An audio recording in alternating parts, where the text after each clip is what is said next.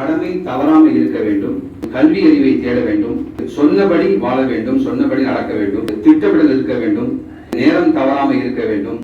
8வது பொறுமை இருக்க வேண்டும், 9வது இஸ்லாமிய நடைமுறையை பேண வேண்டும், 10வது மென்மையை மேற்கொள்ள வேண்டும், 11 உண்மையை பேச வேண்டும், 12 விடாமுயற்சியை கடைபிடிக்க வேண்டும், 13 சுய கட்டுப்பாட்டோடு வாழ வேண்டும், 14 பணிவோடு அன்போடு இருக்க வேண்டும்,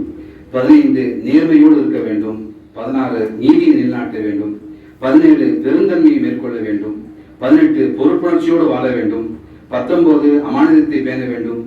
20 நன்றியை பேண வேண்டும், 21 விதிமுறைகளை பேண வேண்டும், 22 ஒருவருக்கொருவர் நல்லவற்றை உதவி செய்து கொள்ள வேண்டும், 23 பிறரின் உரிமைகளை பேண வேண்டும்,